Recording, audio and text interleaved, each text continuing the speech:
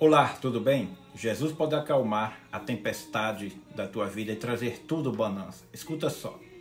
Este acontecimento onde Jesus acalma a tempestade na Bíblia aparece nos 3 evangelhos sinóticos, em Mateus 8, Marcos capítulo 4 e Lucas capítulo 8.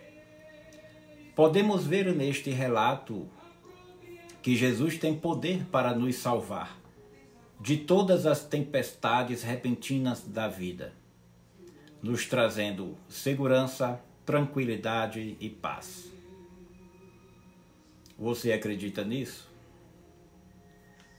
As circunstâncias são diversas, mas Jesus tem o poder de acalmar a tempestade na tua vida. O ministério de Jesus estava crescendo em popularidade. Certo dia, após realizar muitos milagres e ensinar o povo na região de Cafarnaum, sendo já tarde, Jesus convocou seus discípulos para irem para o outro lado do mar, da Galileia, o lado oriental do lago, como é chamado por alguns. Era pouco habitado. Talvez Jesus quisesse se afastar das multidões para descansar e conversar com os seus discípulos à parte, em particular porque muitas vezes ele fazia isso. E às vezes, a parte de Jesus ia só falar com o Pai. Então Jesus se despediu do povo, entrou no barco e os discípulos seguiram com ele, conforme o relato de Marcos. Outros barcos também os acompanharam. De repente, começou a soprar um vento muito forte e uma grande tempestade agitou o mar, de tal maneira que as ondas começaram a cobrir o barco. A provável causa da tempestade. Até hoje, as tempestades no mar da Galileia são muito comuns. Primeiro, o lago fica a 213 metros abaixo do nível do mar e está cercado por montanhas. Quando no fim do dia, a atmosfera no alto das colinas resfria, a massa de ar quente que está acima do mar começa a subir e o ar frio do alto das montanhas começa a descer em direção ao mar. Não sei como está a tua vida, se as ondas do mar estão agitadas. Mas busca a Deus, peça paciência a Ele para suportar, porque você pode vencer, porque quem está no barco é mais poderoso do que os mares, as ondas e o vento. O choque das correntes de ar frio com a massa de ar quente que estava sobre as águas torna o mar agitado e produz fortes e repentinas tempestades, podendo até produzir perigo aos redemoinhos. Ainda hoje, mesmo embarcações motorizadas evitam navegar no mar da Galileia quando há ventos ou temporais. A palavra usada no original do Evangelho de Mateus para tempestade é a mesma palavra usada geralmente para terremoto. O uso desse termo pode ser uma alusão à agitação intensa do mar da Galileia devido às mudanças atmosféricas. Isso mostra a gravidade da situação. O mar estava tão agitado, mas tão violento, que aterrorizou até mesmo pescadores experientes como Pedro, André, Tiago e João, que trabalharam naquele lugar e conheciam muito bem aquelas águas. As ondas arrebentavam com tanta força em cima do barco que ele já estava ficando cheio de água, como que todos estavam em perigo. Mas Jesus estava lá. Porém, Jesus dormia na tempestade. Surpreendentemente, enquanto eles estavam atravessando o mar, Jesus dormia na polpa, ou seja, a parte de trás do barco, sobre uma almofada. Essa almofada talvez fosse uma espécie de acolchoado para alguém ou para o piloto sentar. Jesus aproveitou essa peça do equipamento do barco para descansar. E você precisa descansar. Descansa nos braços de Jesus. Tenha calma. Tudo vai passar e trazer bonança. Esse é o único trecho dos evangelhos que Jesus descreve que Jesus está a dormir. Jesus estava sujeito às limitações humanas, ou cansaço devido à intensidade do seu ministério, o esgotou fisicamente. Na igreja, no segundo século da nossa era, surgiu uma doutrina chamada docetismo, negando que Jesus tivesse tido verdadeiramente um corpo. Segundo essa heresia, Jesus teria nascido, vivido e sofrido somente em aparência e não concretamente.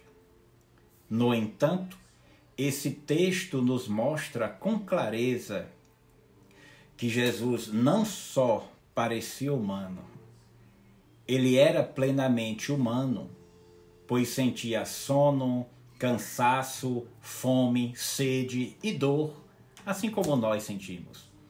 Outro aspecto que precisamos considerar pobre, o fato de Jesus conseguir dormir em meio à tempestade, é a consciência que ele tinha em si mesmo e da sua missão.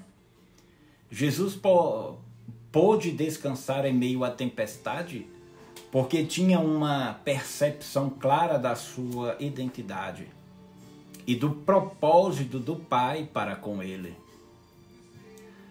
Ora, Jesus sabia que a sua hora ainda não havia chegado e que não seria naquela tempestade que ele morreria. Quando temos uma consciência clara de quem somos em Cristo e do propósito de Deus para as nossas vidas, conseguimos descansar, mesmo em meio às tempestades da vida. A reação dos discípulos, qual foi?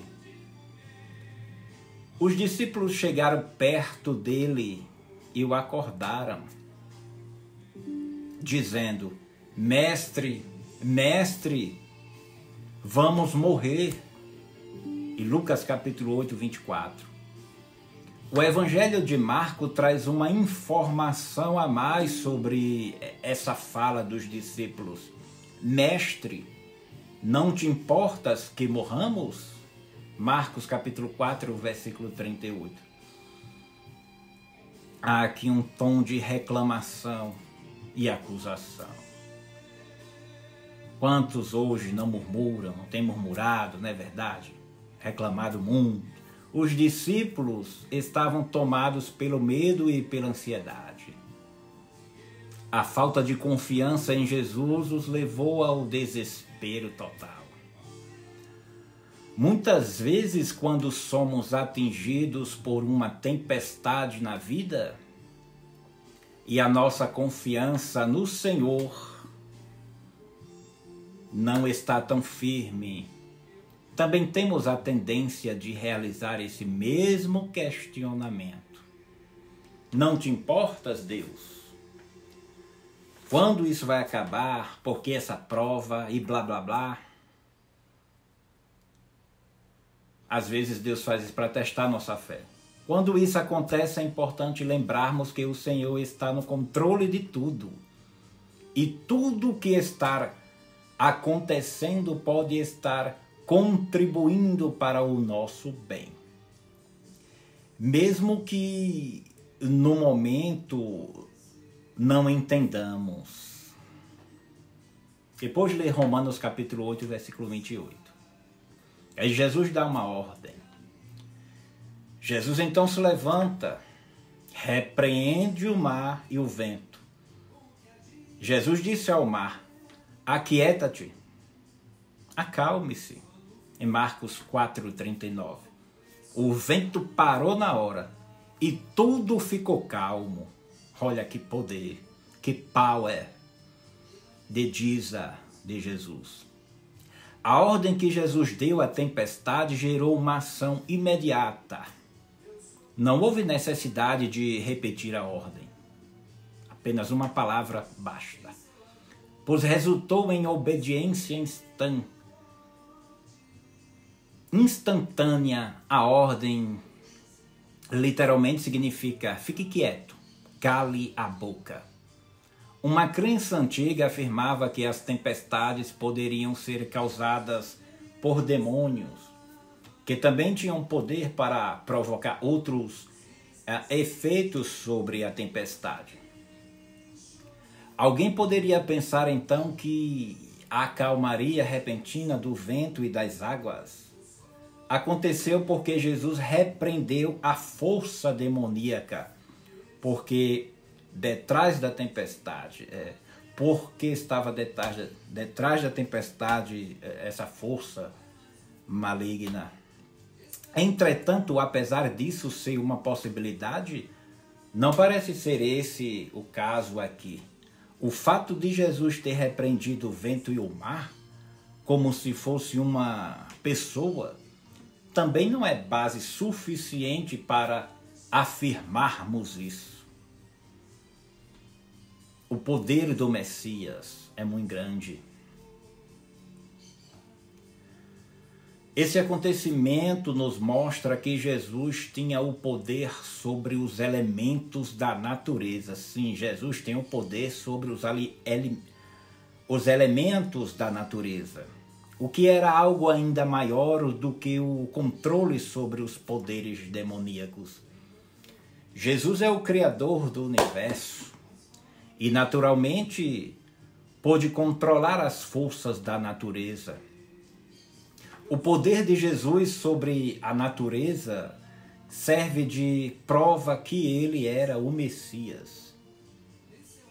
Essa história também ilustra que Jesus, escuta só, que Jesus era plenamente divino, conforme o ensino posterior de Paulo na carta aos Colossenses.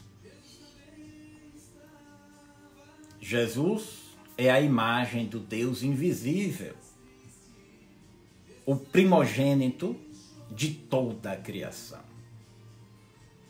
Pois nele foram criadas todas as coisas, nos céus e sobre a terra, as visíveis e as invisíveis, as coisas animadas e inanimadas, palpáveis e aquelas que não podemos tocar.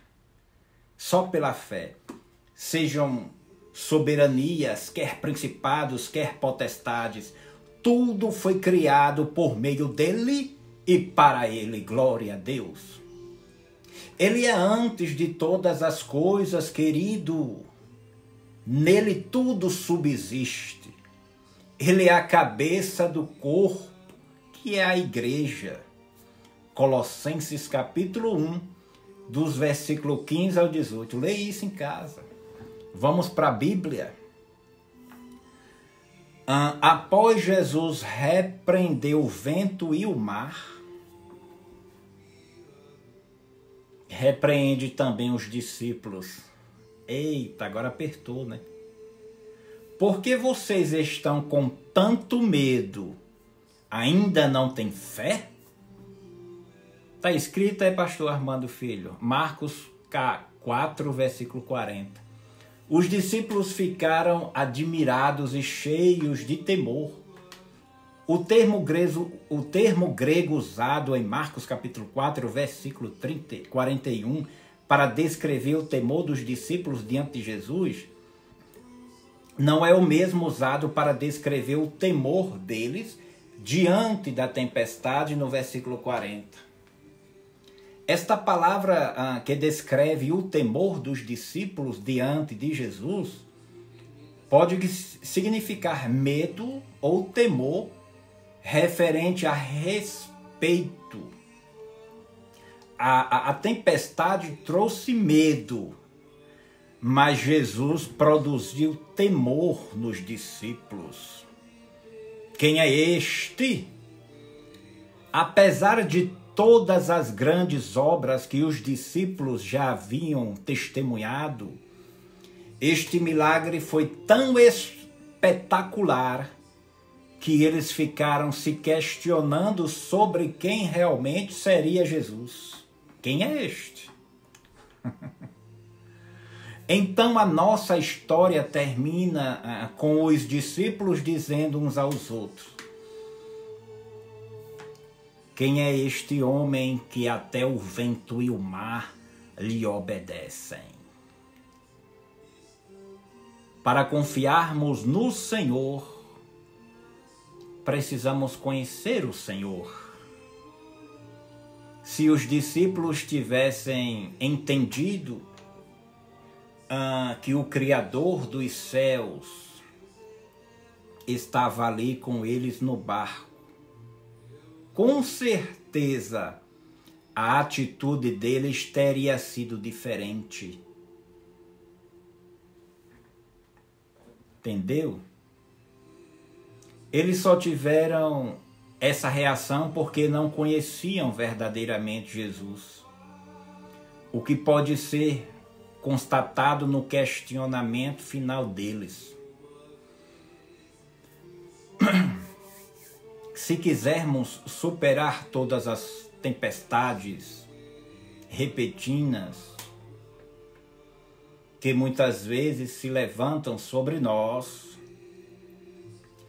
precisamos conhecer Jesus verdadeiramente e convidá-lo para fazer parte da nossa vida. Se Jesus está no barco, por mais difícil e assustador que pareça, tudo, mas tudo mesmo, está sob o controle. Deus te abençoe em Cristo Jesus. Amém?